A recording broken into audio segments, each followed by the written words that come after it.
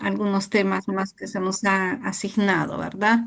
Entonces, es cierto acá el título de la materia que están llevando ustedes, dice Patología y Terapéutica de los Trastornos Gastrointestinales, pero en realidad, pues como ustedes estarán viendo, no siempre hay modificaciones en la malla curricular, entonces ahora no han considerado un acápite de algunos temas que los vamos a desarrollar el día de hoy. Esto no quiere decir que, por ejemplo, si ustedes tuvieran alguna duda, porque gastrointestinal hacemos referencia desde incluso lo que es la cavidad oral hasta el ano, ¿no? Entonces, si tuvieran alguna dificultad, quisieran, digamos, ampliar algún concepto que incluso no esté dentro de la parte de anatomía patológica dentro del sílabus, ustedes saben que estoy dispuesta para poderles ayudar. La parte de gastro es una de las cosas que a mí me gusta bastante y tampoco no estoy tan mal, algo sé, entonces les puedo enseñar, les puedo apoyar si es que algo, digamos, hubiera alguna necesidad fuera de los temas que vamos a desarrollar ahora, ¿ya? Entonces ustedes están libres de poder preguntar, pueden escribirme al WhatsApp si es que quisieran ampliar algún tema que les hiciera falta, ¿ya? Entonces vamos a empezar con la parte acá como nos han puesto en el sílabus, en el acápite. Cuatro, considerar algunos temas, ¿no? Entre ellos vamos a hablar sobre lo que corresponde a la patología de esófago. Entonces, acá lo que ustedes están viendo es un corte histológico de esófago, ¿no? Entonces, estamos viendo acá un corte transversal. Si recordamos nuestra histología, vamos a ver pues que el epitelio del esófago es un epitelio plano, poliestratificado, no queratinizado. Eso significa que es mucosa. Entonces, cuando hago referencia a mucosa, hago referencia al epitelio y al tejido que está acá debajo del epitelio, que es la lámina propia. Entonces, ustedes no deben olvidarse que cuando hacemos mención a mucosa, estamos haciendo referencia al epitelio y a la lámina propia, que viene a ser tejido conectivo laxo que tiene vasitos, terminaciones nerviosas, fibroblastos, colágeno que está acá debajo, ¿no? Es más o menos sobre lo que asienta el epitelio. Ya más profundamente vamos a tener la musculares mucosae, que son unas hileras de músculo liso delgadas y que va a separar la submucosa, ¿no? Entonces, luego vamos a tener la capa muscular. Como sabemos, en los 2/3 superiores del esófago tenemos músculo esquelético, por eso que cualquier objeto que nos tragamos, gracias a estos músculos, podemos tener el reflejo de querer, digamos, eliminarlos, no sea, por ejemplo, un cuerpo extraño, alguna espina o cualquier otro objeto, ¿no? Entonces, luego de la capa muscular vamos a tener la adventicia. Acá también quiero hacer, digamos, un alto para que ustedes puedan, digamos, diferenciar, ¿no? Prácticamente muchos órganos del tracto gastrointestinal tienen serosa. Eso significa una tela que los envuelve, que los cubre y que tiene un epitelio de células mesoteliales. El esófago no tiene. ¿Por qué? Porque está pegado a la tráquea.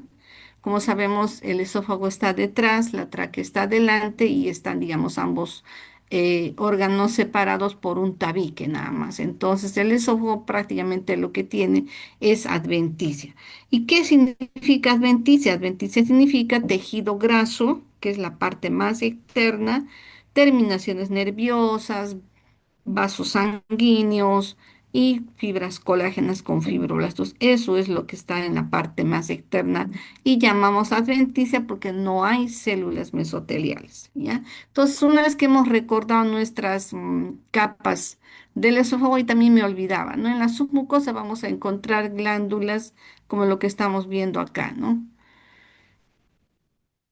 Entonces, el esófago, como sabemos, es un tubo que va a conectar la orofaringe con el estómago, ¿verdad? Entonces, en la parte superior va a ser continuidad de lo que es el epitelio, lo que tenemos el epitelio en la cavidad oral, para llegar al nivel del cardias, donde hay, digamos, una transición y va a haber un cambio hacia el epitelio del estómago, ¿no? Un epitelio mucosecretor.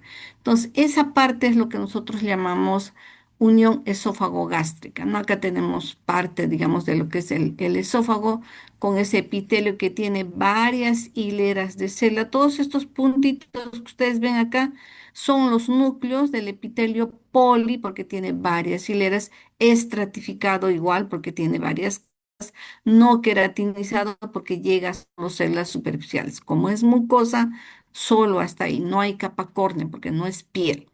Entonces, en esta parte hay una transición, un cambio hacia el epitelio mucosecretor del estómago. Entonces, esta parte es también importante que conozcamos porque acá se va a dar una serie de patologías.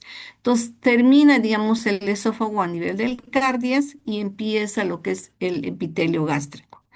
Entonces, acá vamos también un epitelio que es del estómago, que es una sola capa, no es una monocapa, es un epitelio mucosecretor. Ustedes están viendo acá células cilíndricas con los núcleos hacia la base, el citoplasma es un moradito un poco más tenue, son células cilíndricas alargadas, los núcleos hacia la base. Estas mismas glándulas las encontramos acá en la lámina propia y forman las glándulas cardiales, ¿no? Y así vamos a ir viendo glándulas corporales, glándulas fúndicas, glándulas antrales y a las que están en el píloro, ¿no? Entonces, esta unión va a ser el cambio del epitelio del esófago hacia la mucosa gástrica. Acá en este otro cortecito igual, recordemos que el epitelio del esófago es poliestratificado y del estómago es un epitelio monocapa mucosecretor cilíndrico, ¿no es cierto? Entonces, dentro de las lesiones que vamos a ver en el esófago, que son las, digamos, las más frecuentes, generalmente hacemos referencia a lo que es los procesos inflamatorios, ¿no? Y dentro de ellos a las esofagitis.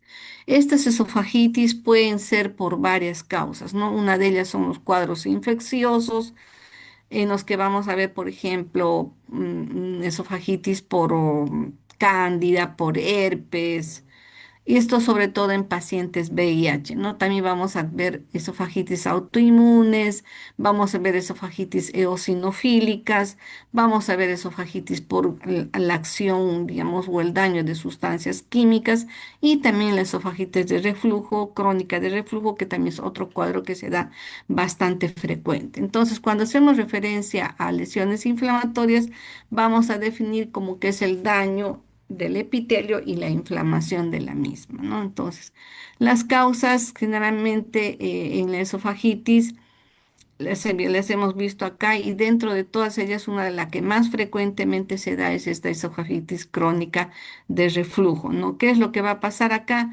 Hay un retorno del contenido gástrico hacia la mucosa esofágica y es lo que, digamos, le va a dañar, va a causar lesiones en el epitelio, ¿no?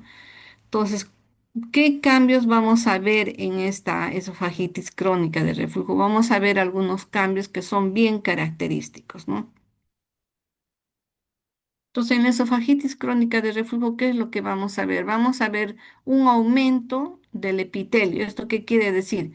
Que las hileras más o menos en el esófago, que eran, digamos, de 8 a 10 hileras, tal vez un poco menos, es variable, ¿no? En los pacientes.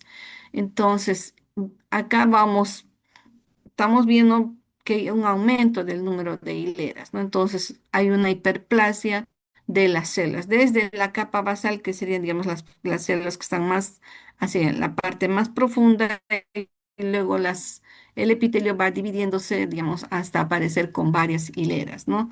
Otra cosa que vamos a observar es que el epitelio va a ser como unas crestas, ¿no? Hacia la parte, digamos, de la lámina propia. Va a ser como como unos deditos, unas prolongaciones al que a veces también, digamos, son muy prominentes y le llamamos como papilomatosis. Otra característica que vamos a observar es los vasitos congestivos. Acá estamos viendo, por ejemplo, capilares con hematíes y también es característico, ¿no? ¿Cómo lo ve el gastroenterólogo? Esto lo ve más rojito la mucosa del esófago. Entonces, eso es también por la congestión vascular, ¿no? Otra cosa que vamos a observar es también la salida de hematíes fuera de los vasitos, ¿no? Vamos a encontrar hematíes fuera y la salida de hematíes es extravasación de hematíes, ¿no? Entonces vamos a ver hematíes fuera en el epitelio, vamos a encontrar. Otro que vamos a observar son la presencia de componente inflamatorio, ¿no? Linfocitos, vamos a encontrar acá en medio del epitelio, vamos a encontrar, acá tenemos un linfocito. Los linfocitos generalmente cuando están en el epitelio son así redonditos como los vemos, pero hacen un halo alrededor. Entonces eso es ya característico de un linfocito, ¿no? Entonces acá estamos viendo linfocitos, también estamos viendo eosinófilos, que es otra característica, es otra célula que también está presente en estos cuadros, ¿no? Ahora hay cuadros de esofagitis eosinofílica, básicamente en lo que el elemento que predomina son los eosinófilos. Entonces, ¿cómo es que lo ve? Les decía, ¿no? El gastroenterólogo, esta esofagitis de reflujo lo ve como áreas eritematosas, más enrojecidas. Algunas veces lo ve como un punteado, digamos, eritematoso. Eso significa que hay, digamos, vasitos congestivos, hay extravasación de matías y eso endoscópicamente se ve, ¿no? Con esas áreas más rojitas, más eritematosas, ¿no? Entonces, la traducción histológica es lo que estamos viendo acá, un aumento del número de hileras, una hiperplasia epitelial. Estamos viendo presencia de componente inflamatorio en el epitelio, vemos congestión de vasitos, ¿ya? Entonces, esa es la traducción histológica, ¿no? Y es lo que bastantemente frecuente los pacientes refieren como dolor retroesternal, tipo ardor. Refieren a muchas veces que después de algunas comidas copiosas pueden tener dolor en la noche, ¿no? Incluso al levantarse tienen un dolor retroesternal y manifiestan estas molestias, una sensación de ardor, ¿no? Entonces, cuando se hace, digamos, los exámenes, eso es lo que el gastroenterólogo ve y si, digamos, le llama la atención porque son muchas áreas eritematosas, toma una biopsia, ¿no? Y eso es lo que nos llega a patología. Y nosotros lo que observamos son estas muestras, ¿no? Que tenemos, por ejemplo, un esófago. Esta sería la parte de la capa más inferior, la capa basal, y de acá empiezan las células a proliferar, a madurar hasta llegar a la parte superficial. Entonces, como estamos viendo acá, hay vasitos que tienen hematíes. Como ven, hay gran cantidad de células. Dentro de ella también vemos componente inflamatorio, que vemos neutrófilos, vemos eosinófilos, vemos acá extravasación de hematíes, eso es lo que se ve rojito, y los vasitos congestivos, ¿no? Acá un poquito mayor aumento, vemos el epitelio. Incluso entre ellos, por ejemplo, hay separación, las células se ven un poquito más separaditas, es porque en cierta manera también está habiendo edema. El edema nos permite ver, digamos, esas uniones entre las células que son los desmosomas, que aparecen como unas espinitas, como unos puentes, ¿no? Como unas uniones, lo vemos a mayor aumento. Y también podemos ver, digamos, la presencia de componente inflamatorio. Podemos ver también otras células, ¿no? Como linfocitos, neutrófilos. Entonces, en los otros cuadros que también se observa y que se da en pacientes VIH, que también se ve cuando están, digamos, haciendo vuestras prácticas, van a ver, no nos llegan muestras de esófago, pero hay el antecedente de todas formas en la solicitud de estudio histopatológico nos pone, ¿no? Paciente VIH, descartar, digamos, proceso infeccioso. Entonces nosotros tenemos que buscar a estas estructuras, ya sean, digamos, micóticas o, digamos, virales, ¿no? Que son las más frecuentes que se ve. En este caso, por ejemplo, tenemos acá, tenemos a la cándida, estamos viendo las hifas y también vemos las esporas, ¿no? ¿Por qué lo vemos con esta coloración un poco negruzca? Porque esta es una coloración de plata. Con la hematoxilina eosina, que es la coloración estándar, podemos verlo, ¿no? Digamos, un ojo entrenado ya es fácil, digamos, de poderle identificar una cándida, pero muchas veces se confunde con los restos celulares o, digamos, no se puede definir muy bien, ¿no? Digamos, hay mucha necrosis, hay erosión en el epitelio y eso no permite ver, entonces hay que hacer de todas maneras las coloraciones especiales de histoquímica y dentro de ellas tenemos la coloración de plata, ¿no? Esta coloración de plata o coloraciones argénticas que llamamos nos va a permitir identificar a las hifas y a las esporas de las cándidas. Entonces, si observamos esto, ya pues hacemos mención a que es una esofagitis candidiásica, ¿no?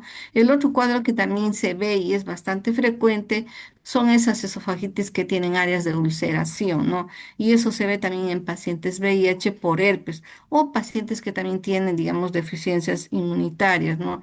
Por ejemplo, pacientes trasplantados o pacientes que están sometidos a quimioterapia, no pueden llegar a tener este tipo de lesiones. Entonces, el herpes, igual como se ve, digamos, en otro tipo de lesiones, tienen características patognomónicas, ¿no? Entonces, ¿qué es lo que vamos a observar? Vamos a ver igual, ¿no? Vamos a observar una proliferación del epitelio y vamos a ver por áreas como que el epitelio se pierde, ¿no? No hay continuidad. Acá, por ejemplo, está como si se hubiera arrancado, se hubiera desprendido este pedacito del otro que le continúa, ¿no? Entonces, nosotros, esta es una vista panorámica que nos permite identificar que efectivamente estamos viendo esófago, es un epitelio poliestratificado, y acá estamos viendo ya, digamos, la parte de la lámina propia, ¿no?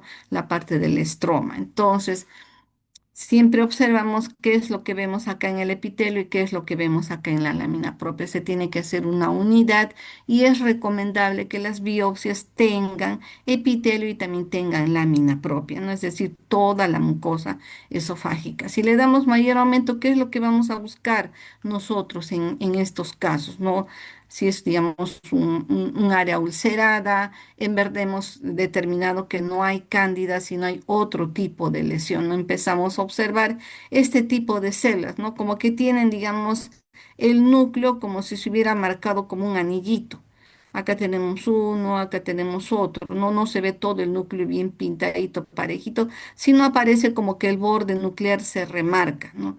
Entonces, en algunos, por ejemplo, vamos a observar que hay, digamos, una aglomeración entre un núcleo y otro están más pegaditos. Acá, por ejemplo, hay cuatro núcleos juntos. Entonces nos da la impresión que fuera también una célula multinucleada. Entonces, en el herpes vamos a observar cambios o digamos el efecto citopático del virus, ¿no? Así como se observa en el papiloma, en el citomegalovirus, en el herpes también hay el efecto citopático viral. ¿Qué quiere decir eso? Que el virus se ha metido al núcleo de la célula y va a producir alteraciones. ¿Y cuáles son esas alteraciones que vamos a observar? Vamos a ver marginación, que es lo que les decía, ¿no? Que el núcleo aparece como un anillito, acá como un anillito, ¿no? Ustedes ven que la cromatina está bien pegada al borde nuclear, eso es marginación. Otro es el moldeamiento, ¿no? Que se acomodan, por ejemplo, acá hay uno y dos núcleos juntitos, ¿no? Acá también hay otro, acá hay dos núcleos, acá también hay dos, se pegan, ¿no? Pueden ser uno, dos, tres, hasta cuatro, cinco, ¿no? Entonces, eso es el moldeamiento nuclear, como que un núcleo se junta con el otro. El otro es que muchos núcleos nos dan la impresión de que fuera una célula multinucleada, como esta que está aquí señalando la flechita, ¿no? Acá tenemos un núcleo, otro y otros son como cinco o seis núcleos, ¿no? Entonces, nos da la impresión que fuera una célula multinucleada. Entonces, esas tres características son patognomónicas del herpes viral y eso es lo que vemos ya sea, por ejemplo, cuando tenemos un herpes a nivel de piel, en este caso es a nivel de esófago, igual vamos a ver esos cambios, ¿no? Marginación, moldeamiento y multinucleación, que es característico, ¿no? En estas áreas donde, digamos, el epitelio está como que se hubiera desprendido, como que si el epitelio estuviera, digamos, erosionado, lo hubiéramos arrancado, se hubiera desprendido, ¿no? Aparte vamos a encontrar linfocitos, vamos a encontrar neutrófilos también, ¿no? Entonces, todas estas células epiteliales han sido invadidas por el herpes. Por eso van a tener el núcleo alterado, van a tener esa marginación, van a tener el moldeamiento, que es la unión de varios núcleos, y la formación de esas células multinucleadas que estamos haciendo referencia. Entonces, otra lesión que también es frecuente ver en el esófago es el esófago de Barrett. ¿Qué significa esófago de Barrett? Significa una metaplasia del epitelio esofágico. Entonces, Para decir esófago de Barrett, generalmente hay, digamos, dos maneras de poder definir, ¿no? Según la escuela americana, decimos que esófago de Barrett va a ser epitelio poliestratificado con epitelio metaplásico.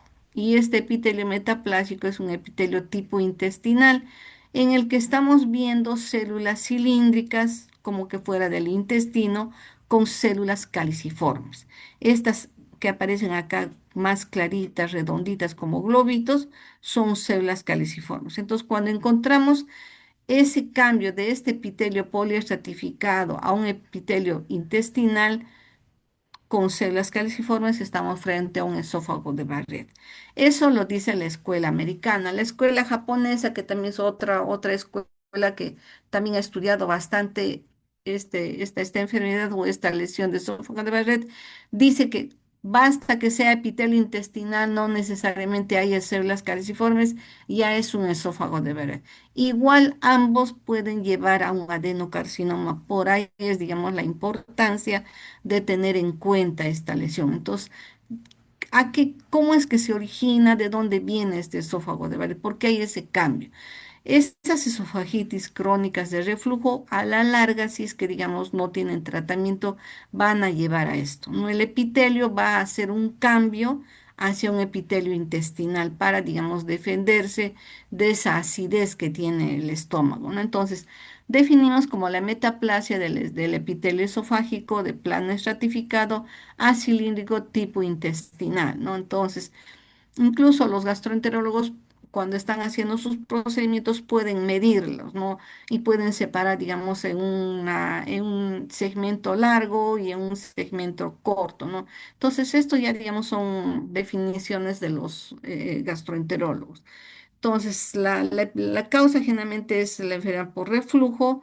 El pronóstico, digamos, esto hay que evaluarlo, hay que darle tratamiento y hay que hacer seguimiento. ¿Por qué? Porque estas lesiones puede que de repente el gastroenterólogo nos haya mandado de una parte que a él le parece que, digamos, es la más sugestiva o sospechosa donde hay lesión, pero puede haber otra área también del que recién de repente está empezando la lesión y haya cambios displásicos o atípicos. Entonces, ¿qué es lo que pasa? Cuando hay este tipo de epitelio, puede pasar hacia una lesión mayor que es un adenocarcinoma. Entonces, por eso es importante dar tratamiento, hacer control a los pacientes y hacerle seguimiento hasta que esto haya mejorado, ¿no? Entonces, la importancia de esto es que hay que seguirlo, darle tratamiento porque puede pasar de una metaplasia a una displasia, a un carcinoma in situ o después ya un adenocarcinoma infiltrante, ¿no? Entonces, en la metaplasia del esófago vamos a ver que este epitelio poliestratificado va a metaplasiar, va a hacer un cambio fenotípico hacia un epitelio columnar, como lo que estamos viendo acá, ¿no? Entonces, endoscópicamente, ¿cómo lo va a ver el gastroenterólogo? Lo va a ver como, digamos, unas lengüetas de color salmón, ¿no? Que son estas de acá. Todo esto de acá. Lo ve así, vean, tiene otra coloración. Acá es, digamos, como que está mirándolo con el foquito que tiene el endoscopio. Y acá hay estas áreas, ¿no? Vean acá. Entonces, de ahí es donde toman las muestras. ¿Y qué es lo que vamos a encontrar? Este epitelio intestinal en unión con el epitelio escamoso, ¿no? O poliestratificado. Algunas veces también para, digamos, ya corroborar con fines didácticos o de docencia, se pide coloraciones especiales. Podemos pedir la coloración de Paz, que es la coloración del ácido periódico de Schiff, o podemos pedir también un Alcian Blue. Ambos van a pintar estas células caliciformes, ¿no? Entonces, si ya encontramos células caliciformes, decimos que es una metaplasia intestinal, ¿no? Y podemos confirmar nuestro diagnóstico.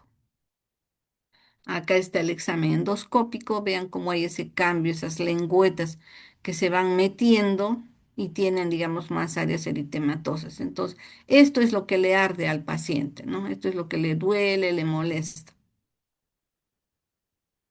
Ahora, esto puede progresar hacia un adenocarcinoma, ¿no? Una lesión mayor. Por eso que es importante darle tratamiento y hacerle seguimiento, ¿no? Porque luego de esa metaplasia lo que vamos a ver es una displasia, un crecimiento desordenado, atipicidad, figuras mitóticas atípicas, crecimiento del epitelio desordenado y ya luego, digamos, un carcinoma in situ, ¿no? Y después ya un carcinoma infiltrante. Entonces acá en este esquemita estamos más o menos haciendo una referencia a lo que es, digamos, el epitelio, el que cambia un epitelio tipo intestinal y esto puede después posteriormente llevarse, digamos, a una, acá tenemos el esófago de Barrett con la metaplasia, luego vamos a ver ya un desorden que puede ser, digamos, una displasia leve, y ya luego podemos ver una displasia de alto grado, donde vamos a ver mayor cantidad, digamos, de glándulas atípicas con ya mitosis, y ya luego, posteriormente, si esto se rompe la membrana basal, vemos que estas glándulas atípicas se meten al estroma, entonces ya estamos frente a un carcinoma infiltrante o invasivo, ¿no? Entonces, en las displasias de bajo grado, ¿qué es lo que vamos a ver?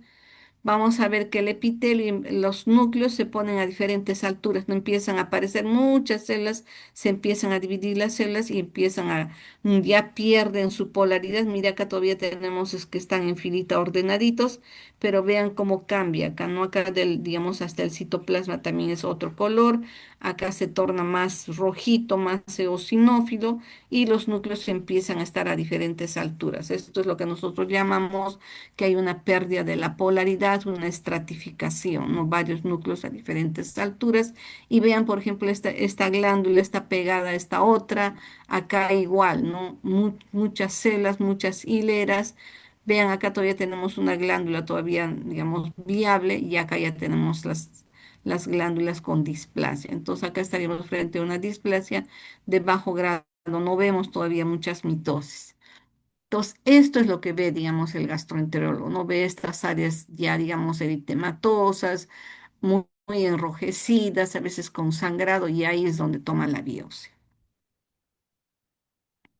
Entonces, ahora, esto se tiene que hacer, digamos, un tratamiento. Generalmente, digamos, a los pacientes les dan una serie de medicamentos para que puedan, digamos, controlar ese tipo de lesiones, se modifica la dieta y después de un tiempo se hace, digamos, el control, ¿no? Para ver si el paciente sigue teniendo las mismas molestias, ha mejorado y puede ser que, digamos, después de un tiempo se le haga nuevamente una biopsia o se le haga, digamos, una endoscopía para ver cómo está el epitelio, si ha mejorado o no, ¿no? Si ha mejorado, pues bien por el paciente, ¿no? Entonces, otra lesión que también se da en el esófago es el carcinoma escamoso. Entonces, este carcinoma escamoso va a tener, digamos, otro inicio, diferente al esófago de Barrett, ¿no? En el esófago de Barrett lo que veíamos era, digamos, una metaplasia tipo intestinal y digamos, un paso hacia lo que era un adenocarcinoma, ¿no? En cambio, en el carcinoma escamoso vamos a ver otro tipo de lesión. Es otra de las neoplasias que también se da frecuentemente en el esófago y que también, digamos, va a causar lesiones infiltrativas, destructivas del esófago, ¿no? Entonces, estas lesiones generalmente empiezan de otra forma, no pueden ser, digamos, que se dan, digamos, en el tercio medio, en el tercio inferior o más generalmente a esos niveles, ¿no? Empiezan a aparecer como proliferaciones celulares, como, digamos, lesiones elevadas, ¿no? Como que si hubiera, digamos, un honguito que estuviera creciendo como un bultito. Entonces, de ahí es donde toman, digamos, muestra los gastroenterólogos, los pacientes también tienen molestias, entonces empiezan a ver estas lesiones elevadas tipo hongo que le llamamos, ¿no? O también pueden ser, digamos, lesiones que también son elevadas, pero que tienen como unas heriditas. Entonces sería una lesión tipo ulcerada, ¿no? O pueden ser lesiones también difusas, infiltrativas, que cuando el gastroenterólogo entra, lo ve, digamos, como que un área extensa, está media dura, está, digamos, le toca con el endoscopio, con la guía, y está rígido, ¿no? Entonces eso también le llama la atención. Entonces ellos toman muestras de las diferentes lesiones que ven en el esófago, ¿no? Entonces, a la larga, si digamos se ha tomado la muestra de una lesión elevada, de un pólipo o de alguna otra lesión que sea sospechosa en el esófago, igual no se hace el estudio. Si encontramos, por ejemplo, un papiloma esofágico, va a significar que hay PDH en el esófago. Entonces ustedes dirán también, ¿no? ¿Cómo es que ha viajado el PDH al esófago? Pues la respuesta ya es obvia, seguramente ustedes ya se estarán imaginando, ¿no? O sea, ahora tenemos nuestra población que tiene costumbres sexuales diferentes, diría yo, ¿no? Porque cómo es que viaja el PBH de lo que está en el cuello uterino hasta el esófago, hasta la cavidad oral, porque estamos encontrando PBH y lesiones similares a las que se dan en el cuello uterino en el esófago, ¿no? Entonces empiezan, hacen este tipo de lesiones ulceradas.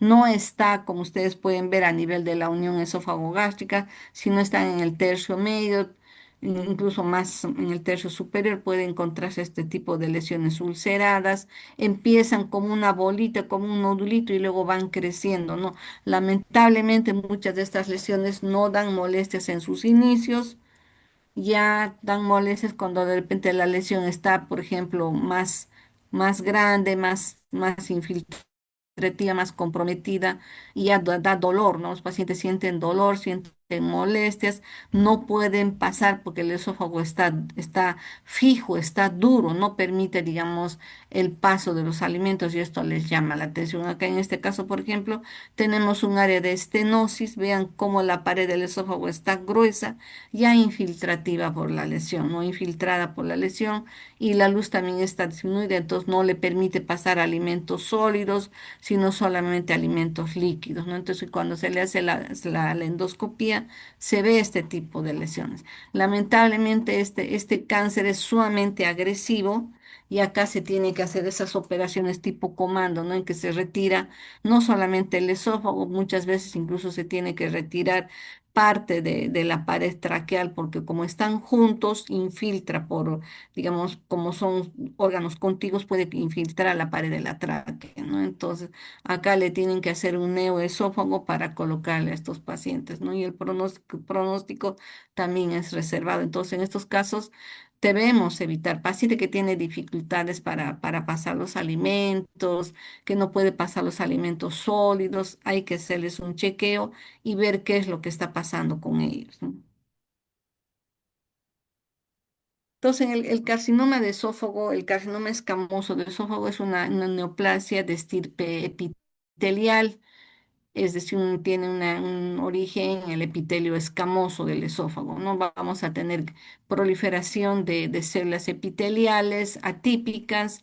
Acá vamos a ver igual como en el carcinoma escamoso de la piel, del cuello uterino, de cualquier lugar donde tengamos carcinoma escamoso, vamos a tener las mismas características, ¿no? En la piel habíamos visto que los decimos queratinocitos atípicos. Acá en el esófago vamos a ver células epiteliales atípicas. Igual vamos a ver los puentes intercelulares, es decir, esos puentes que se ve esas uniones de los desmosomas entre célula y célula. Vamos a ver también la formación de las es decir, las áreas de queratinización antes que la célula haya madurado, ya está formando queratina, eso forma como unos ovillos, unas áreas rosaditas dentro del epitelio atípico, ¿no? Entonces, esto nos indica también que estamos frente a un carcinoma escamoso bien diferenciado, ¿no? Y generalmente la sintomatología es la disfagia y el dolor en los diferentes estadios de desarrollo de esta enfermedad, ¿no? Dentro de los factores predisponentes se habla, por ejemplo, del alcoholismo, el cigarro, también se habla también del daño térmico, ¿no? Hace bastante daño ingerir alimentos muy calientes, las nitrosamidas igual. Acá vemos a la infección por PBH y a las esofagitis crónicas también se hace referencia, ¿no? Acá estamos viendo células, nidos de células escamosas atípicas. Acá está remarcado con estas líneas amarillas. Vean estos nidos. Acá tenemos un nido, acá tenemos otro, acá otro. Y así, ¿no? Son células epiteliales, pero vean, ¿no? Que están formando como unos nidos irregulares, atípicos, que crecen y se meten a la lámina propia, ¿no? Incluso comprometen la capa muscular del esófago, ¿no? Entonces, pueden tener diferentes patrones, eso ya digamos es ya dominio de nosotros los patólogos que hacemos, digamos, la descripción y si decimos, ¿no? que es un patrón basaloide, es un patrón sarcomatoide o digamos es un patrón mixto, podemos llamarlo diferente de acuerdo a las características que tiene el epitelio, ¿no? Con que ustedes sepan que el carcinoma escamoso es una proliferación de las células epiteliales atípicas es suficiente, ¿no? Ahora, en todos estos casos, como ustedes estarán viendo ahora, ya se utiliza de todas formas la inmunistoquímica para confirmar el diagnóstico, ¿no? Y lo que casi siempre se pide es una citoqueratina o panqueratina C5-6 y el P63, que también es otro marcador que nos ayuda a confirmar el diagnóstico, ¿no? Ahora, hay algo que también quiero hacerles mención, ¿no? y que debemos tener en cuenta. Por ejemplo, a nivel del epitelio bronquial, vamos a tener también metaplasia escamosa. A nivel del cuello uterino también vamos a tener metaplasia escamosa. En lugares donde hay epitelio cilíndrico, puede haber también una metaplasia escamosa, ¿no? Y esto es, digamos, el lugar en el pulmón y en el cuello uterino donde hay, en el epitelio bronquial tenemos un epitelio cilíndrico, ciliado, pseudoestratificado. Este epitelio puede hacer una metaplasia hacia una metaplasia escamosa, por ejemplo, en pacientes fumadores, en pacientes que están expuestos a polvillos, a sustancias químicas irritantes, ¿no? El epitelio puede cambiar hacia un epitelio que tiene varias hileras para poderse defender. Esto sería, digamos, en el caso del pulmón, ¿no? En el cuello uterino, igual, por acción del PBH, también el epitelio cilíndrico cambia hacia un epitelio escamoso, ¿no? En el esófago, ¿qué es lo que vamos a observar? Ese epitelio que es poliestratificado normal va a cambiar, ya sea por acción de todos esos, digamos, alcohol, cigarro, PBH, entre otros, cambian, ¿no? Empieza a proliferar las células para poderse defender y empieza a formar lesiones elevadas. Esas lesiones elevadas es, digamos, si es que encontramos PDH, decimos que es un papiloma esofágico, ¿no? Entonces tiene, tiene PBH en el esófago, va a formar una lesión elevada, puede ser también una lesión ulcerada o puede ser, digamos, que el consumo excesivo del cigarro también ha irritado la mucosa esofágica y también empieza ya a crecer de una manera desordenada y lo que vamos a tener es una displasia, ¿no? Como en lo que se ve acá, un crecimiento desordenado, núcleos hipercromáticos, grandes a diferentes niveles en todo el espesor. Acá ya estamos frente a una ya displasia severa. Y acá vemos, por ejemplo, que esta displasia tiene mitosis y puede romper la membrana basal y meterse, digamos, al estroma del esófago. Entonces, ahí ya estaríamos frente a lo que es un carcinoma escamoso infiltrante, ¿no? Entonces acá estamos viendo en este corte histológico estos nidos de células escamosas atípicas, vean cómo se mete ya, digamos, a la lámina propia, ¿no? En el esófago tenemos lámina propia, ven estas lengüetas, a esto es lo que llamamos papilomatosis, o sea, se meten las lengüetas, las crestas hacia la parte más profunda, ¿no? Acá tenemos la reacción linfocitaria peritumoral que se ve en todas las neoplasias y algunas veces también llegamos a ver la reacción desmoplásica, ¿no? Esa fibrosis que trata de limitar el crecimiento de las células neoplásicas. Acá mayor aumento, por ejemplo, tenemos una perla córnea, un área de queratinización antes de que haya llegado a la célula superficial, el citoplasma se pone más rojito. Entonces, cuando vemos esto, generalmente decimos que es un carcinoma escamoso bien diferenciado, ¿no? Acá estamos viendo, vean estas células atípicas, más hipercromáticas, el citoplasma también es más eosinófilo. Vean, hay un desorden, no hay esa maduración normal de células basales, de células parabasales, intermedias y superficiales en la mucosa esofágica, que todos vean desorden, núcleos a diferentes niveles, igual de formas irregulares, pleomórficas, unas grandes, unas chiquitas, figuras mitóticas, o sea, ya todo es característico de lo que sería ya un cáncer, ¿no? Acá igual vean núcleos más hipercromáticos desde la parte basal hasta la parte superficial. Y ahora sería esto ya un carcinoma in situ, todavía no ha roto la membrana basal, pero acá sí ya. Acá estamos viendo lo que les decía, las perlas córneas, esas áreas de queratinización antes que hayan madurado las células, ¿no? Acá tenemos una perla córnea, acá tenemos otra y acá otra.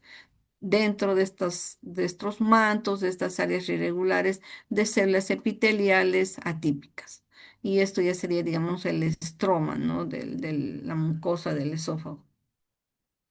Y acá ya solamente para remarcar nada más las células atípicas, vean pleomórficas porque tienen diferentes formas, no hay, digamos, un orden, están a diferentes alturas y el desorden se ve desde la parte basal hasta la parte superficial, junto con figuras mitóticas, ¿no? Mitosis por acá, acá también hay otra y son figuras mitóticas atípicas. La otra lesión que se da en el esófago es el adenocarcinoma, ¿no? Esto se ve a veces, generalmente es en relación al esófago de Barrett. Acá vemos ya en la parte inferior, a nivel de la unión esófago-gástrica, vemos este tipo de lesiones, ¿no? Ulceradas, amplias, de bordes elevados, mamelonados, con un lecho necrótico sangrante, lesiones amplias en las que vamos a ver el epitelio metaplásico en la zona de transición y acá prácticamente la lesión, la lesión tumoral, ¿no? Glándulas atípicas porque es un adenocarcinoma, entonces son glándulas, vean, irregulares que tienen núcleos a diferentes alturas, vean estas glándulas que no se ve incluso no se ve la luz, acá se ve una luz, acá vemos dos luces, vemos glándulas que están espalda con espalda, back to back, que nosotros le llamamos. Todas estas son características de un adenocarcinoma, no glándulas atípicas. Acá todo lo que empezó en una lesión de un esófago de Barrett, cómo se transforma y, digamos, se produce una lesión infiltrativa, muchas veces ulcerada, difusa de cómo sea su presentación, ¿no? Acá tenemos ya un segmento de esófago ya fijado, por eso también se ve el cambio de coloración y así es como nosotros lo cortamos, mandamos toda la lesión, vean acá la lesión tumoral infiltrante, ¿no? De esta área blanquecina es la lesión tumoral ya que se ha metido prácticamente a la pared del esófago. Entonces esto se manda todo para ver, digamos, hasta dónde está comprometiendo, si llega, digamos, hasta las adventicia, hasta la capa muscular, hasta dónde llega. Se mide y se informen los protocolos, ¿no? Igual acá vemos la lesión ulcerada. Igual no es una neoplasia maligna, igual como en el carcinoma escamoso, ¿no? Se da en el tercio inferior del esófago, igual, ¿no? La disfagia, dolor retroesternal, los factores predisponentes, obesidad, tabaquismo, el reflujo gastroesofágico y está asociado al esófago de Barrett, como les decía. Acá pues se puede observar así nos llegan las piezas con este tipo de lesiones ulceradas, a veces son muy grandes, por eso que sacan todo, igual acá vean ustedes, acá estamos viendo parte de la mucosa gástrica, los pliegues gástricos y vean la lesión, ¿no? Tipo hongo es una lesión elevada, de bordes mamelonados, con áreas de necrosis, tipo hongo, ¿no? Y acá está la transición, ven el esófago o el estómago normal, un epitelio mucosecretor, y acá estamos viendo la lesión tumoral, ¿no? El cáncer. Glándulas más irregulares, atípicas, más con los núcleos más hipercromáticos. Vean esa proliferación, esa infiltración incluso de la mucosa, y ya está llegando a la submucosa. Entonces, glándulas atípicas, irregulares que están espalda con espalda, pueden formar incluso varios huequitos, ¿no? Varias luces, que es lo que también llamamos, ¿no? Las cribas que describimos en nuestros informes. Igual acá, glándulas atípicas, solamente es para que ustedes tengan en cuenta, ¿no? Entonces, ahora otro órgano que también nos hacen referencia que se debe mencionar es el hígado, ¿no? El hígado, como sabemos, es una de las glándulas más importantes que tenemos en nuestro organismo. Yo diría que es nuestro laboratorio, es el que nos va, digamos, a ayudar a desintoxicarnos, como también producir los diferentes aminoácidos, proteínas, factores de coagulación, aparte de que produce la bilis, entre otros, ¿no? Entonces, el hígado es una estructura glandular única, como sabemos, está ubicada en la cavidad abdominal, hacia, digamos, el hipocondrio derecho. Dentro de su estructura microscópica está formada por cordones de hepatocitos, como lo que estamos viendo acá, de citoplasma eosinófilo rojito con gránulos de glucógeno, núcleo central eh, redondo. Vemos, digamos, un orden, no hay un cordón que esté encima del otro, cada uno guarda su individualidad, entonces son cordones de hepatocitos. Esto es un hígado normal, ¿no? Acá hacia la parte central estamos viendo una vena, la vena centrolobulillar. Ahora, los espacios que se ven entre cordones de hepatocitos, como sabemos, son los sinusoides, que son una especie de capilares fenestrados que tienen unos agujeritos en su pared y que van a permitir el intercambio de sustancias entre el hepatocito y, digamos, estos sinusoides, ¿no? Ahora, como sabemos, los hepatocitos tienen esta vena centrolobulillar y también van a tener los espacios porta, ¿no? Los espacios porta, como sabemos, vamos a tener tres estructuras importantes que vienen a ser la vena, la vena portal, la vena porta, tenemos la arteria hepática y el conducto biliar, ¿no? En el espacio porta tenemos esas tres estructuras. Entonces están más o menos a una cierta distancia de la vena centrolobulillar, ¿no? En este esquemita estamos viendo acá la vena, estamos viendo que, por ejemplo, acá se ve un sinusoide y entre el sinusoide y los hepatocitos hay un espacio que es importante que conozcamos o que recordemos que es el espacio de Dice, ¿no? Es el lugar en verdad donde se va a realizar el intercambio, ¿no? Ahora, sabemos también que en los sinusoides tenemos a las células de Kupffer, que son los macrófagos modificados, ¿verdad? Entonces, en el hígado tenemos a los hepatocitos, que son células poligonales fuertemente unidas por estas uniones intercelulares. Y después de los hepatocitos tenemos este espacio subendotelial que le llamamos el espacio de Dice, ¿no? En este espacio de Dice, como sabemos, microscópicamente a veces no se puede diferenciar, pero sí, digamos, en los cortes de microscopía electrónica y los podemos diferenciar, ¿no? Entonces, vamos a ver que acá tenemos el sinusoide. Como sabemos, son capilares especiales que tienen unas fenestras, unos espacios a través de los cuales va a haber, digamos, el intercambio de diversas sustancias con los hepatocitos, ¿no? Entonces, en este espacio de Dice vamos a tener unas células, ¿no? A los que también se les llama las células de hito o los lipocitos, ¿no? Generalmente son células que tienen lípidos en su citoplasma. Ahora, estas células también, digamos, participan en la selección del ingreso de sustancias a los hepatocitos, ¿no? Luego vamos a ver también acá las células de Kupffer que están apareciendo acá en medio de los sinusoides, ¿no? Que aparecen como unos guardianes porque son macrófagos modificados que están en estas áreas, ¿no? Acá los lipocitos o también células de hito están ricos en vitamina A, como lo que vemos acá, ¿no? Ahora esta es la estructura, digamos, del espacio porta. Tenemos la vena centrolobulillar y algo que también es importante que recordemos, ¿no? Todas las, digamos, las estructuras que están cercanas al espacio porta, donde tenemos la mayor irrigación por la arteria hepática, la vena porta, vamos a tener que esta zona que está aledaña al espacio porta generalmente es la zona uno que llamamos, ¿no? Y que bastante también se hace mención cuando se hace referencia a las patologías, diferentes patologías del hígado, ¿no? La zona uno es la que está cercana al espacio porta, luego tenemos la zona 2 y la zona 3 que ya digamos está más alejada, cerca a la vena centrolobulillar, ¿no? Entonces, esta zona uno es importante porque es la zona mejor irrigada, ¿no? Lesiones que se den en la zona uno nos está indicando, digamos, la agresividad y el daño de esa patología, ¿no?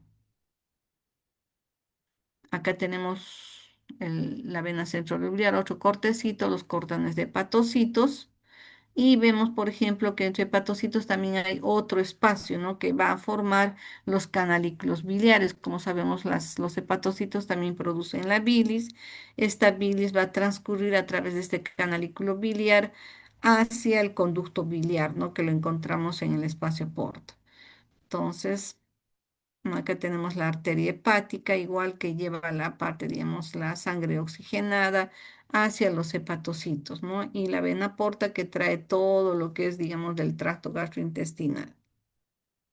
Acá tenemos el espacio porta, tenemos el canalículo biliar, dos canalículos biliares que tienen epitelio cilíndrico bajo o cúbico. Acá tenemos la arteria hepática y tenemos también la vena, ¿no? La vena acá está. Y vean los cordones de hepatocitos que se colocan alrededor.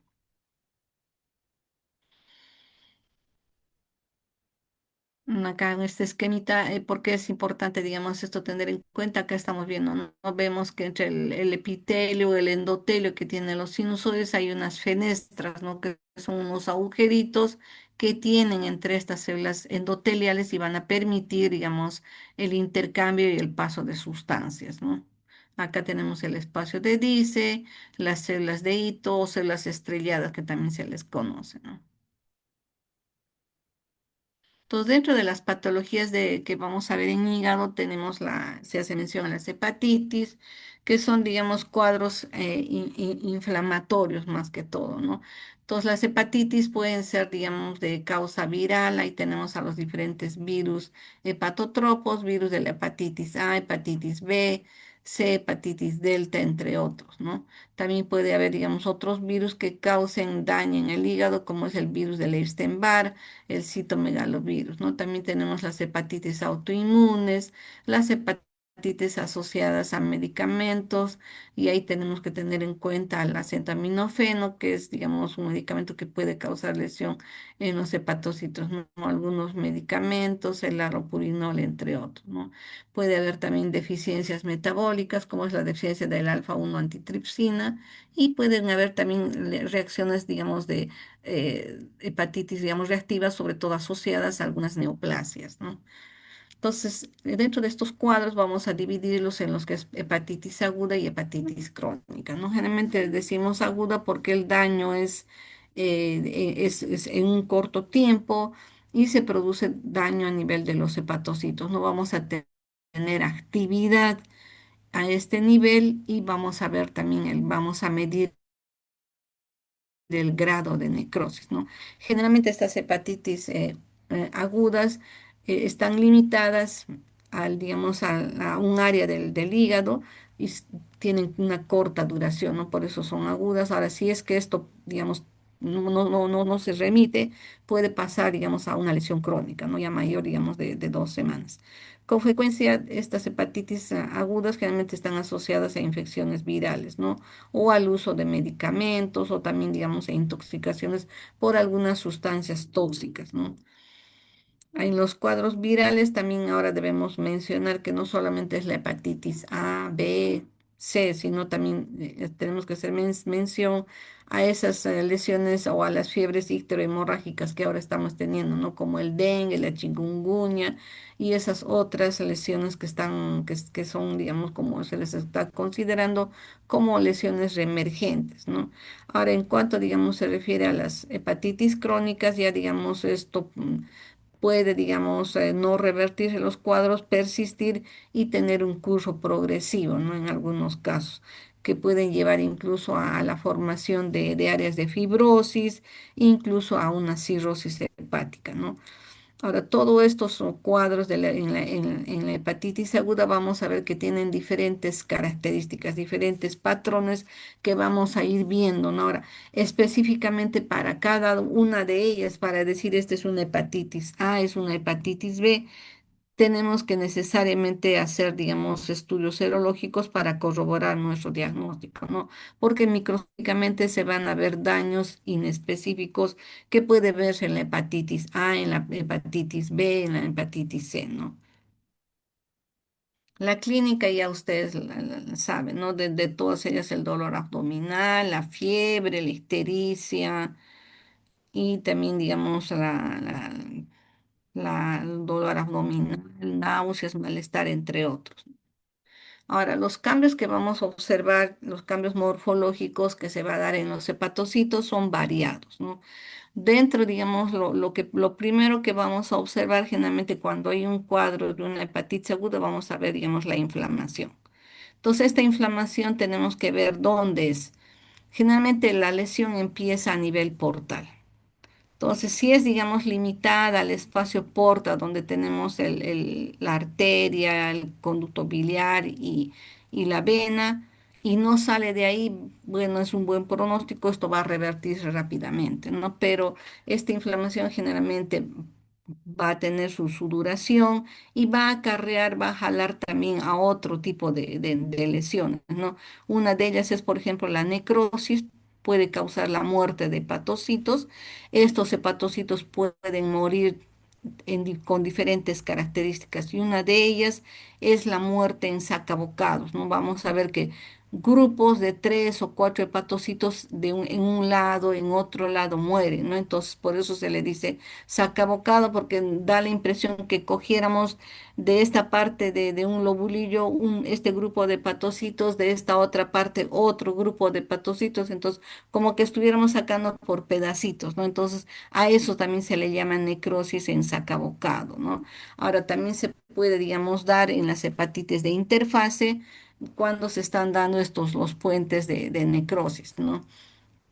Otra cosa que vamos a observar también es la balonización, es el aumento del tamaño de los hepatocitos, ¿no? Ahora, esta balonización puede ser, digamos, por el edema o puede ser también, digamos, por alteraciones a nivel, digamos, del glucógeno o de otros, o de sus otras organelas, ¿no?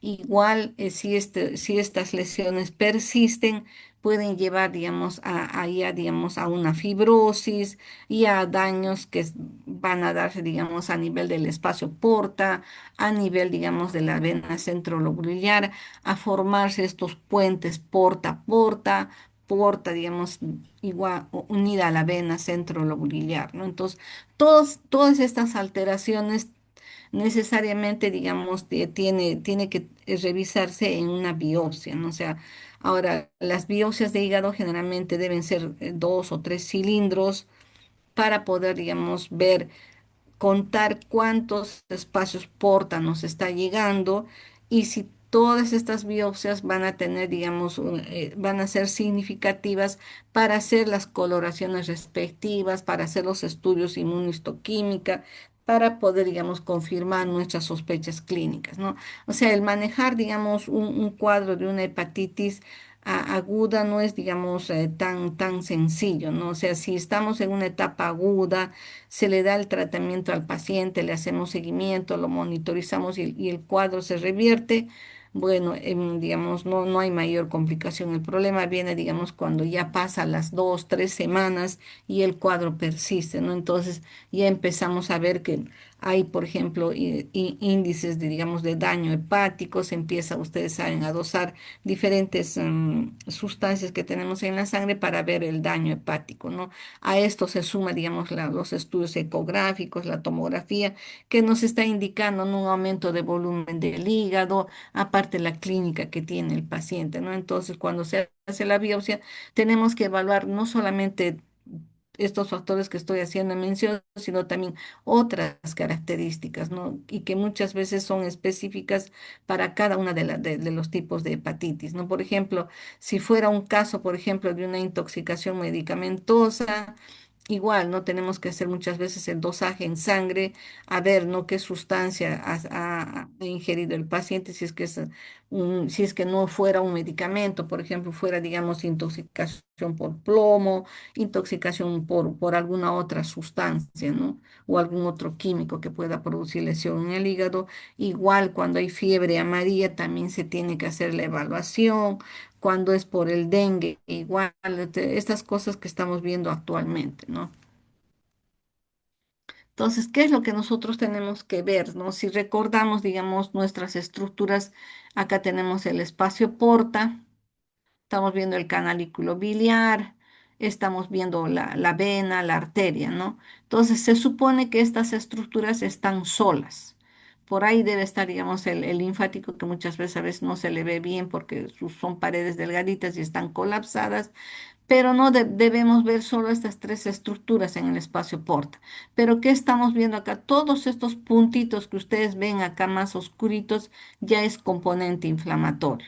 Entonces, este componente inflamatorio, ¿en base a qué va a estar? Vamos a tener células plasmáticas, vamos a tener linfocitos, vamos a tener neutrófilos, ¿no? Entonces, en un inicio, en la hepatitis aguda van a comprometer el espacio porta. Entonces, si digamos estamos viendo acá en el espacio porta, bueno, la lesión, digamos, tiene mejor pronóstico, ¿no? Pero esta lesión, este infiltrado puede no quedar solamente acá en el espacio porta, sino puede empezar a salir.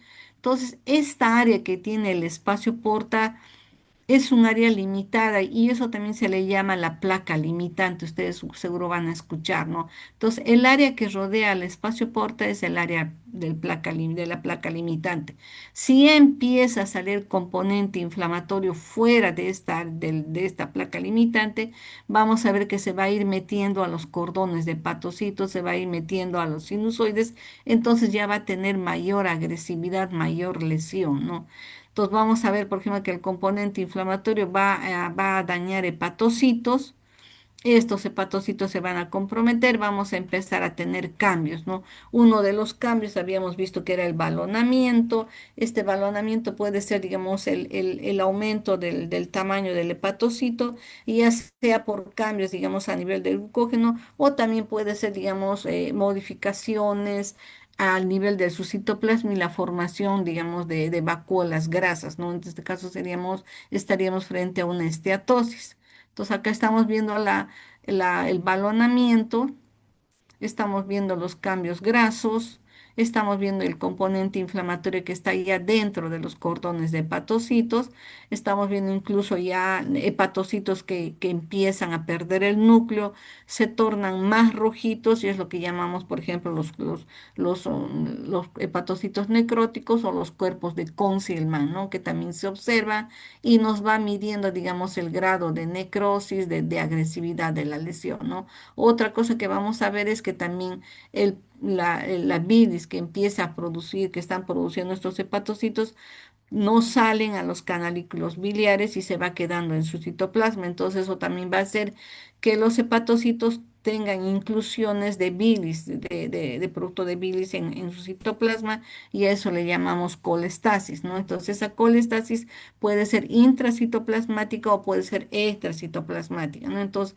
como sabemos, la bilis, digamos, la retención y no salida de bilis es lo que también le va a dar la ictericia a los pacientes, ¿no? Ese tinte amarillento. Acá, por ejemplo, en esta imagen histológica estamos viendo varias cosas, ¿no? Estamos viendo, por ejemplo, acá hepatocitos que ya empiezan, digamos, a degenerar, a morir. Vemos ya no vemos esos cordones de hepatocitos normales, sino estamos viendo una desorganización de la arquitectura del hígado, ¿no? Vemos un desorden. Algunos hepatocitos, por ejemplo, los vemos binucleados, porque, digamos, el hepatocito, como sabemos, es una célula que tiene gran capacidad de regeneración y se va a empezar a dividir, ¿no? Va a empezar, digamos, a replicarse para recuperar a los hepatocitos que están muriendo, ¿no? Acá tenemos hepatocitos que ya han muerto, ya están, digamos, ya sin el núcleo. Acá vemos otros igual, o sea, ya incluso empieza a haber estas vacuolas grasas en el citoplasma de hepatocitos. Algunos otros también vamos a ver los eosinófilos más concentraditos, que serían los cuerpos de Cónsima, ¿no? Acá estamos viendo más que todo, digamos, hepatocitos balonados, degenerados, grandes, aumentados de tamaño. Algunos vamos a verlos también como vidrio esmerilado, como si su citoplasma tuviera, digamos, miles de granulitos pequeñitos, ¿no? Y ya se pierde el núcleo. Acá tenemos en este corte el componente inflamatorio en el espacio porta, tenemos acá los canaliclobiliares, tenemos acá la vena, y vean el componente inflamatorio, ¿no? Cómo está comprometiendo todo el espacio porta. Por acá vamos a ver la placa limitante, tenemos otro canaliclobiliar, hasta acá viene a ser la placa limitante, ¿no? Si sale fuera de acá, ya estaríamos frente a una lesión que no está evolucionando, digamos, como esperamos, sino ya está haciéndose más crónica, ¿no? El infiltrado, como vemos, linfocitos, macrófagos, células plasmáticas, neutrófilos y todo. Entonces, todo esto va a medir, vamos a llamarle actividad, ¿no? La presencia del componente inflamatorio. Acá incluso en las biopsias se tiene que contar, ¿no? Cuántas células plasmáticas, más o menos un aproximado de cuántos linfocitos, cuántos neutrófilos hay, ¿no? ¿Qué es lo que está predominando en esta área? Acá a mayor aumento vemos que el espacio porta ya incluso se está metiendo, ha salido de la placa limitante y se está metiendo a los hepatocitos, ¿no? Entonces ya eso también nos está indicando ya, digamos, cronicidad de la lesión. Aparte vemos, por ejemplo, que hay linfocitos que se están metiendo a los hepatocitos, entonces ya salió fuera del espacio porta, se está metiendo a la placa limitante, incluso a los cordones de hepatocitos. Acá mayor aumento, un canaliclo biliar y vemos, ¿no? Como el componente inflamatorio ya está saliendo, está necrosando, está comprometiendo a los hepatocitos. Entonces, la necrosis piezmiel, como les decía, era, digamos, es el tener, digamos, hepatocitos dañados por grupos, ¿no? Que pueden ser de dos o tres. Generalmente decimos que estas células están en la interfase, ¿no? Entre las células parenquimales o los hepatocitos y el tejido fibroso que está, digamos, adyacente, ¿no? Podemos encontrar linfocitos en estas áreas o células plasmáticas también, cercanas a los hepatocitos ya necróticos, ¿no? Acá tenemos el balonamiento, vemos el aumento de tamaño de los hepatocitos, podemos tener, digamos, alteración a nivel, digamos, del metabolismo del glucógeno, o también puede ser, digamos, daño en los microtúbulos, ¿no? Hace que lo veamos como gránulos en su citoplasma. Son hepatocitos aumentados de tamaño. Acá incluso ya estamos viendo, ¿no? Conjuntamente que este balonamiento y empezamos a ver esteatosis, es decir, la presencia de estas vacuolas lipídicas en el citoplasma, ¿no? Si vemos vacuolas pequeñitas en el citoplasma, estaremos haciendo mención a lo que es una esteatosis microvesicular, más en relación a problemas virales y cuadros, digamos, tóxicos o por medicamentos. Y si, digamos, estamos frente a una esteatosis macrovesicular que compromete casi todo el citoplasma de un hepatocito, estamos más en relación a lo que es el alcoholismo o una desnutrición, ¿no? Acá un área ya de esteatosis ya bien establecida, tenemos una esteatosis macrovesicular. La mayoría de las vacuolas son grandes y ocupan casi todo el citoplasma, ¿no? Vemos el componente inflamatorio, vemos acá incluso un grupo de hepatocitos que está tratando de regenerar y y si observamos, vean, toda esta parte ya es fibrosis. Todo esto acá ya es fibrosis. Acá estamos viendo, digamos, proliferación de ductus, de canaliclos biliares. Entonces, a eso también le llamamos proliferación ductal. Todo este fondo rosado ya es fibrosis. Acá vemos un nódulo regenerativo de hepatocitos. Acá componente inflamatorio. Entonces, este es un hígado que ya tiene daño, ¿no? Crónico. Otra cosa que también tenemos que ver, ¿no? Cuando estamos frente a cuadros de hepatitis, para poder, digamos, determinar qué tipo de hepatitis es, hacemos los estudios de inmunohistoquímica, ¿no? Acá, por ejemplo, en este caso se le ha hecho la coloración para ver el tipo de hepatitis B, entonces está pintando a los hepatocitos dañados, ¿no? La inmuno va a pintar y nos demuestra la presencia del virus. Acá en este esquemita, cómo es que, digamos, de un cuadro de una hepatitis aguda va, digamos, a hacerse crónico y vamos a ver otros cambios, ¿no? Cómo es, digamos, la formación de estos puentes fibrosos entre espacio porta y vena centrolobular o entre un espacio porta y otro, ¿no? Áreas de fibrosis, de lesión de hepatocitos, como estamos viendo, ¿no? Entonces, hay, digamos, criterios que se maneja y que, digamos, ustedes tienen que tener en cuenta, ¿no? Se habla bastante de esto, como es el grado de actividad. Eso significa el componente inflamatorio en el espacio porta, ¿no? Lo que les decía. Tenemos un grado uno siempre y cuando encontremos solo componente inflamatorio en el espacio porta, como lo que estamos viendo acá. Entonces, este es un cambio mínimo, una actividad mínima. Acá la inflamación solamente es, digamos, portal. La necrosis en sacabocados, es decir, hepatocitos que estén dañados, no son muy pocos. Tampoco, digamos, no hay necrosis lobulillar, ¿no? En el grado 2 ya vemos que la actividad empieza a salir, vemos componente inflamatorio que está saliendo fuera del espacio porta. Acá ya se empieza a ver necrosis en sacabocados, hepatocitos que mueren por grupos y también vamos a empezar a ver ya necrosis lobulillar, ¿no? Pero escasa. En el grupo 3 vamos a ver que ya la actividad es más intensa, salió de la placa limitante y empieza a infiltrar las zonas aledañas, ¿no? Acá vamos a ver que ya, digamos, hay más necrosis en sacabocado y también necrosis lobulillar, ¿no? Y empiezan a comprometerse los lobulillos de hepatocitos. En el grado 4 ya la actividad, la inflamación o la actividad es más severa, ya se está formando, por ejemplo, estos puentes de componente inflamatorio entre un espacio porta y otro. Va a haber mayor cantidad de necrosis en sacabocado. La necrosis también es confluente de un lado a otro y se forman esos puentes necróticos, ¿no? A esto también le tenemos que, digamos, agregar el grado de fibrosis, ¿no? Generalmente estas lesiones no solamente quedan ahí, sino se acompañan ya, digamos, de una respuesta fibrótica, ¿no? Entonces, en el grado uno vamos a ver que la fibrosis generalmente es en el espacio porta. ¿Cómo lo vamos a determinar si es acá? Haciendo coloraciones especiales. En este caso tenemos la coloración de tricrómica que nos va a permitir ver el área de fibrosis en el espacio porta, ¿no? Los espacios porta van a tener fibrosis. Entonces, en el grado 2 vamos a ver que la fibrosis es periportal y empieza, digamos, a salir los fibroblastos, a formarse estas áreas de fibrosis alrededor del espacio porta, ¿no? Son puentes finos ya que están incluso comunicándose entre espacio porta y otro, ¿no? En el estadio 3 vamos a ver que hay, digamos, mayor cantidad de puentes, hay mayor cantidad de tejido fibroso como lo que estamos viendo acá, ya puede haber comunicación incluso con una vena centrolobulillar. En el estadio 4 ya se establecen mayor cantidad de puentes fibrosos y se empiezan también a formar los nódulos regenerativos, ¿no? En medio de estos puentes se va a formar grupos de hepatocitos que empiezan, digamos, a proliferar y tratan de regenerarse, ¿no?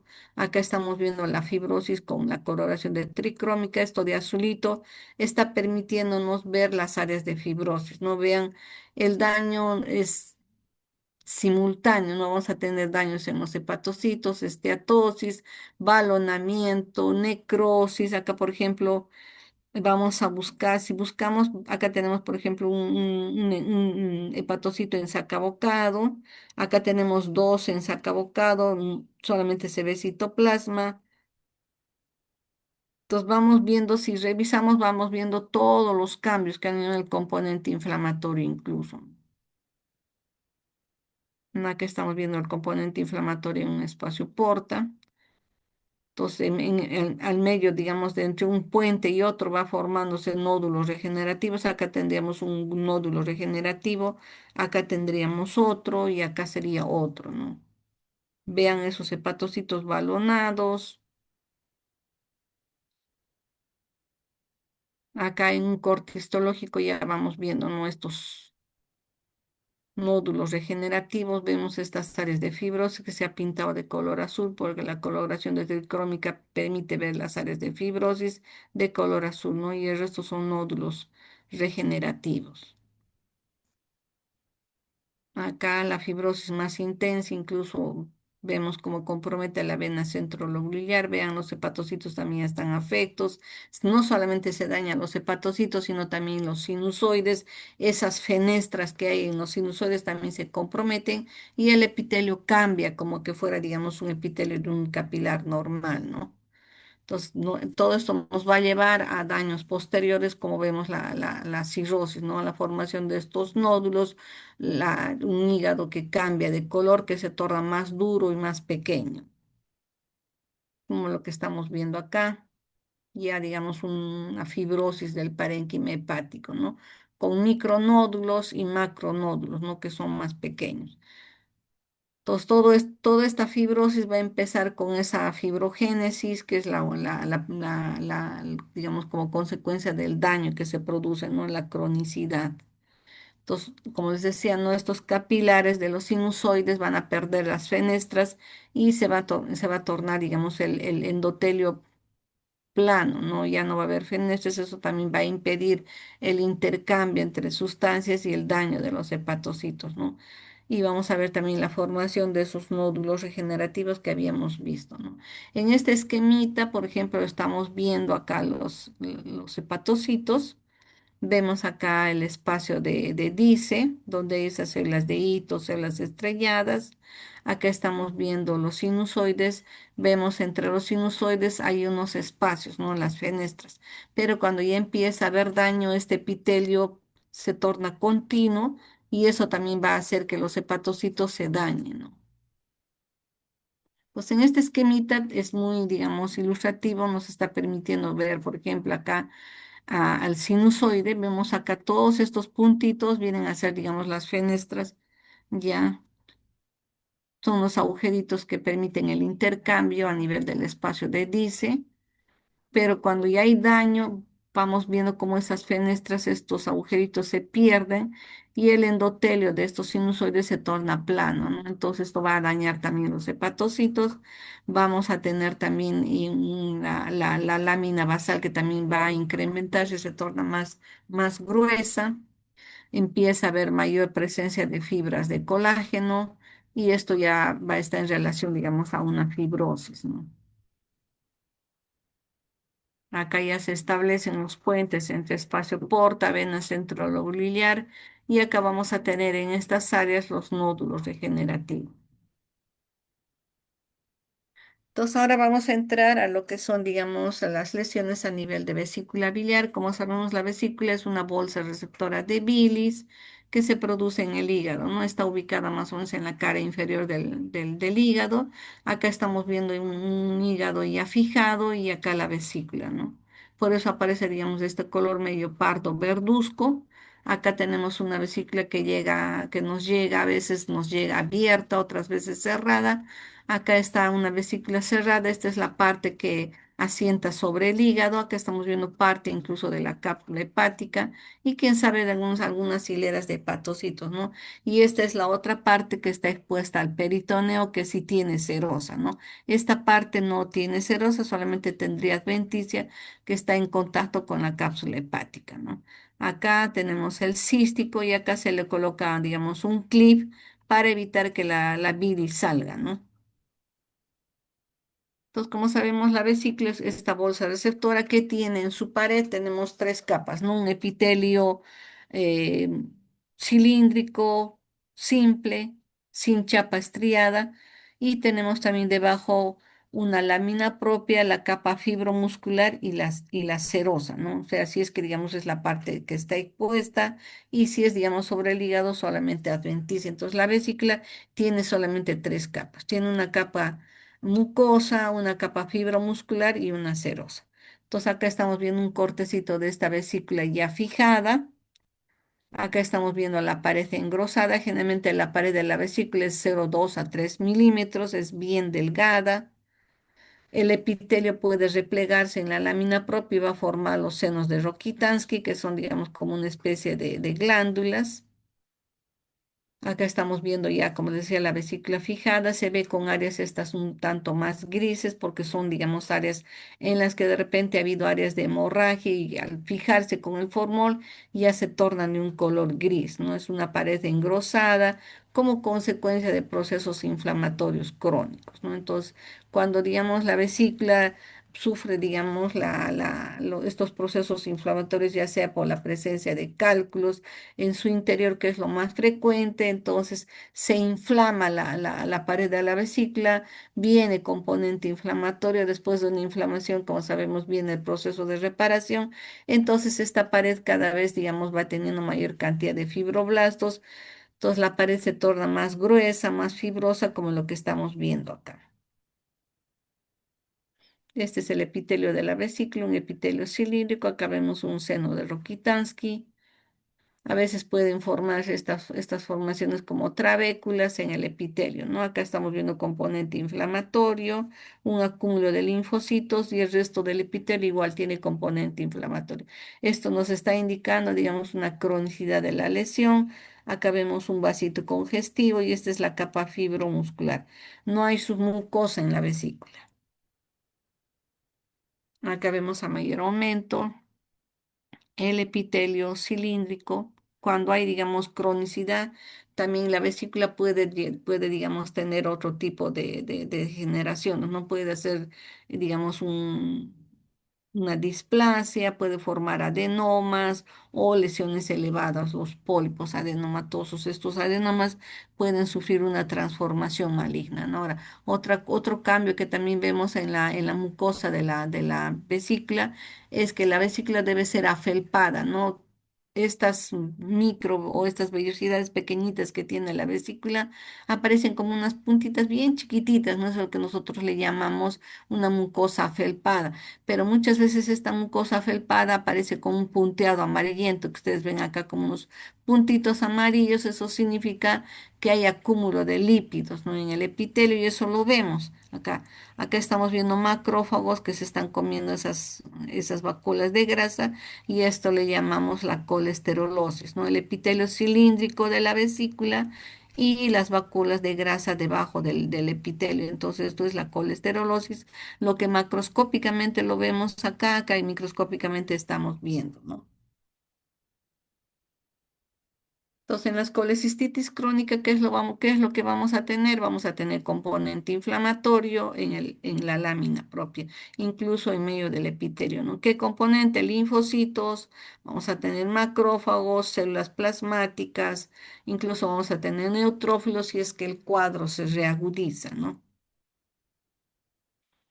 ¿Qué es lo que frecuente también vemos en la vesícula? La presencia de cálculos, ¿no? Acá tenemos unos cálculos que están ocupando casi toda la cavidad de la vesícula. Acá tenemos el cístico, las válvulas de Heister cercanas al cístico. Acá es donde se enclava un cálculo y nos da el cólico, ¿no? Después de que hemos ingerido un alimento graso, vemos cálculos de diferente tamaño y forma, pueden ser mixtos, de colesterol o de diferentes componentes químicos, ¿no? Y acá estamos frente, digamos, a un cáncer de vesícula biliar que también se da y que puede empezar, digamos, en un pólipo, en una lesión elevada. Esta lesión elevada empieza a proliferar y vean cómo forman estas lesiones proliferativas elevadas que comprometen muchas veces toda la pared de la vesícula, ¿no?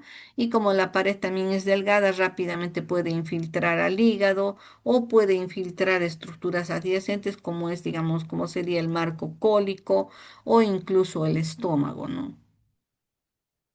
Entonces es una vesícula en fresco. Como vemos acá en los exámenes de ayuda diagnóstica, se puede determinar la presencia de estas lesiones elevadas, ¿no? Acá tenemos un adenoma. Esto sería esto acá. Como vemos, una proliferación glandular, parece un arbolito. Esto es lo que nosotros le llamamos el adenoma, ¿no? Y acá buscamos si es que hay células atípicas, hay mitosis atípica. Entonces, si es que, digamos, ya encontramos figuras mitóticas atípicas, desorden, ya estaríamos frente a un adenoma, digamos, con displasia de alto grado, ¿no? Incluso un carcinoma in situ. Y esto significa que debe retirarse toda la vesícula. Acá estamos viendo otra vesícula igual con una lesión neoplásica proliferativa. Vean el tamaño de la lesión nodular, con nódulos más grandes, otros más pequeñitos, ¿no? Acá estamos viendo una vesícula sin fijar, por eso la vemos de color rojito. Microscópicamente vemos formaciones túbulo-papilares atípicas con núcleos con estratificación a diferentes alturas. Vean estas proliferaciones papilares de la mucosa son irregulares y acá tenemos que vernos y estas proliferaciones irregulares atípicas, estas glándulas penetran acá a la pared fibromuscular, ¿no? Acá a mayor aumento vemos la tipicidad, núcleos de diferentes tamaño y forma, hay un pleomorfismo de los núcleos. hipercromáticos más oscuros, de bordes irregulares, figuras mitóticas, no vemos el desorden que se produce. Entonces, otra lesión que también debemos ver, y acá es el colangiocarcinoma. Como sabemos, al hacer mención de colangiocarcinoma, estamos haciendo mención a que, digamos, es una neoplasia de las vías biliares, ¿no? Que pueden ser intrahepáticas o extrahepáticas. Si son intrahepáticas, estaremos haciendo mención a lo que son los conductos hepáticos, y extrahepática haremos mención a lo que es, digamos, el colédoco o, digamos, las vías biliares extrahepáticas. Entonces acá tenemos los conductos hepáticos, acá el conducto hepático común, el cístico, vamos a formar el colédoco, como sabemos el colédoco va a llevar la bilis hacia la papila duodenal junto con el Wilson. Acá inician la descarga de bilis para la emulsificación de la grasa, de los alimentos grasos y su asimilación, ¿verdad? Entonces, el epitelio que nosotros vamos a encontrar a nivel, digamos, de los conductos hepáticos, el conducto colédoco, es el mismo que observamos, digamos, a nivel de la vesícula. Es un epitelio cilíndrico, simple, no tiene células caliciformes y este epitelio es el que puede degenerar o alterarse e iniciar esta lesión, ¿no? Entonces, como vemos, están a nivel de los conductos biliares intra y extrahepáticos, ¿no? Acá están las vías biliares y dentro de estas lesiones del colangiocarcinoma que se puede dar a diferentes niveles, uno que se presenta con mayor frecuencia es el tumor que se da, digamos, a nivel de la división de los conductos intrahepáticos, ¿no? Que es el tumor de Klatskin, que también se le llama colangiocarcinoma iliar, porque podemos tener también colangiocarcinoma a nivel de colédoco, a nivel del cístico, o también ya cercanos a la papila duodenal. Olivia.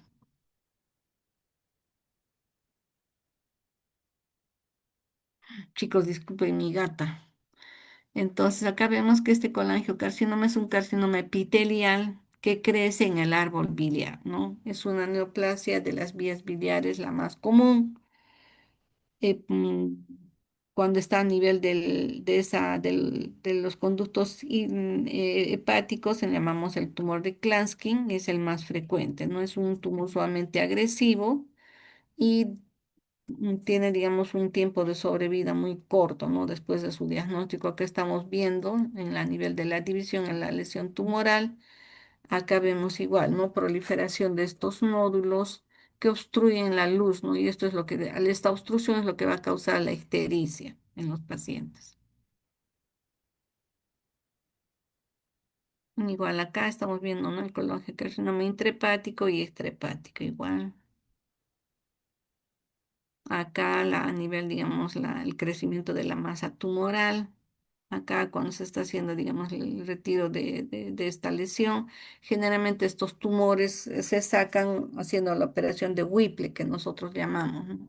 En esta operación de Whipple se saca no solamente la lesión tumoral, puede sacarse incluso vesícula biliar, se saca todo colédoco y muchas veces incluso incluido páncreas, ¿no? Entonces, este tumor de Klatskin se le llama también el colangiocarcinoma extrahepático. Es una lesión tumoral infiltrante que se produce del epitelio, ¿no? Como habíamos visto, puede ser diagnosticado con los exámenes de ayuda diagnóstica y también por la clínica que presentan los pacientes, ¿no? Histológicamente vamos a ver una proliferación glandular con formación de estas glándulas atípicas irregulares que comprometen la pared de las vías biliares, de los conductos hepáticos o bien del colédoco, ¿no?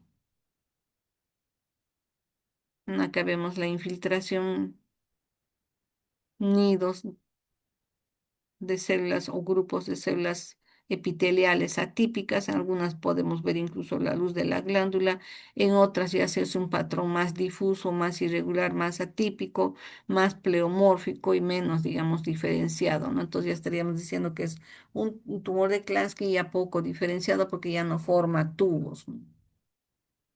Bien, chicos, hasta acá habríamos llegado. Si tuvieran alguna pregunta, alguna duda, he tratado de resumir y, las cosas más importantes que les pueda servir.